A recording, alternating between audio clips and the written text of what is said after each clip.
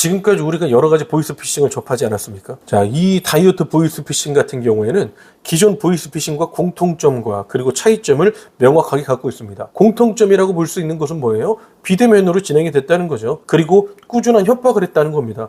주변 사람들에게 이 내용을 갖다 고지를 하겠다라는 식으로도 협박을 했었던 거죠. 자, 그럼 차이점은 뭡니까? 물건을 먼저 줬다는 거예요. 그러니까 피해자 입장으로 봤을 때는 물건을 먼저 받았거든요. 그리고 약속도 했거든요. 물어줄게, 이것도 오케이를 했던 내용이에요. 그리고 약을 먹었어요. 심지어 다이어트에 성공도 못했어요. 그러니까 이 피해자 같은 경우에는 정말 오랜 기간 동안 본인이 이런 피해를 당하고 있다는 사실을 인지를 못했다라고 하는 겁니다. 그런데 중요한 건 이 내용에 대해서 본인이 잘못했다라고만 생각을 하고 있지 피해자라고 인지하지 못하는 경우가 많다라는 거예요. 그래서 한편으로는 조금 애매하기도 했어요. 이 피해를 입힌 일당들이 그냥 단순한 영업으로 볼 것인가 아니면 범죄로 볼 것인가, 이게 보이스피싱인가 하는 고민이 많이 들기도 했습니다. 그런데 여러분들 접근을 한번 해보자는 거예요. 다이어트를 해서 만약에 실패를 한다. 자, 그러면 여러분들 정말 유명한 인플루언서도 아니고요, 아니면 연예인도 아니잖아요. 무슨 광고 계약 위반을 한 것도 아닙니다. 자, 개인과 회사가 있다라고 한번 가정을 해보시죠. 이 회사가 개인에게 지금 어떤 영업적인 목적과 홍보의 목적을 갖고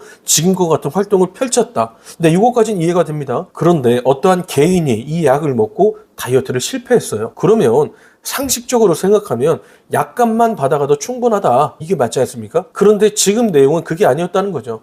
약값에 플러스 알파로 위약금과 여러 가지 비용들이 포함되어 있었다라고 하는 겁니다.